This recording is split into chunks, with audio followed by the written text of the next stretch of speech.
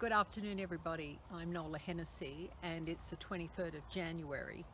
I'm coming to you from a beautiful big oval in the nation's capital in Australia.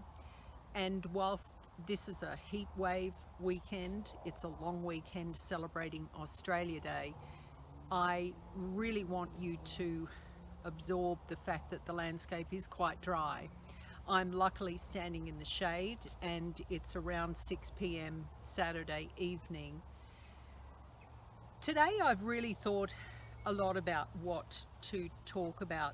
There has been some tumultuous changes throughout the world as a result of our new US administration coming into power, and some changes, positive changes that have already occurred, which is fantastic news.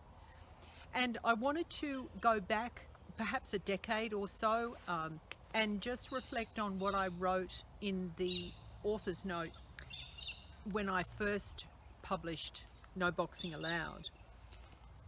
In 2007 is when I finished the manuscript, and 2009 was the first international publishing of this book, and it was in 2011 that we received our first award as an inspirational book within North America. And I've changed the author's note with a couple of iterations, but I want to just read to you what I wrote back in 2009. In the more than 2 years since I finished writing this book and have awaited its publishing, many changes have occurred in our world. The day Barack Obama was declared President-elect of the United States of America, and as I stood watching his victory speech on the television, I said out loud to those around me that his victory was because of who he is, not his color. And I think the same is true for Joe Biden, certainly for Kamala Harris, and I congratulate the United States people for having the courage to fight hard for integrity and compassion and decency and humility this time around. It's really been the voters in America that have made a real difference. And despite a lot of the angst that we've all witnessed around the world, things really settled down, and I was very pleased to see Inauguration Day be such a peaceful day. Now, the other part of my author's note is something that's still relevant today. To every reader of this book, remember that when we step forward to make things better, huge resistance can face us. Hold strong, hold faith, and goodness and peace will be the result. Universal justice shall be served. Earlier this week, I was standing waiting to purchase a coffee, and it wasn't a normal thing for me to do to be at that particular place. And I saw somebody who had acted without integrity many, many years ago, 20 years ago almost.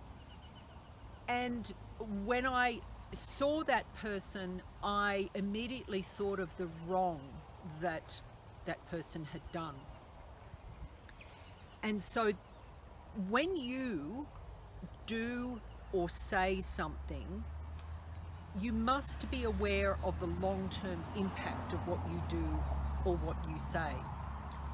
People will always remember the actions that you didn't take, as well as the words that you didn't speak when you chose not to make right a wrong.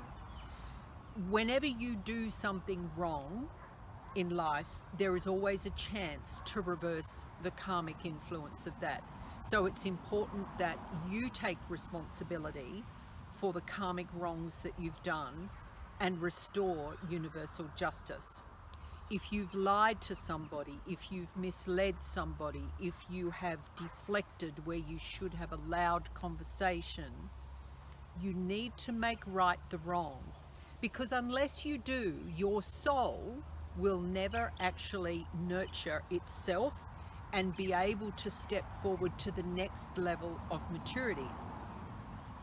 This week is going to be a busy week for a lot of Australians, and no doubt for those around the world. I'm really pleased to see so many countries celebrating the new US administration, and I'm really busting out of my skin to be back in the United States at the earliest opportunity.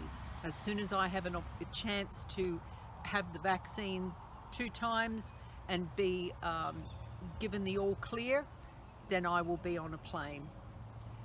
Thank you very much for listening. Please email if you've got any comments or questions. Please like and subscribe, and I look forward to speaking to you again next weekend. Bye for now.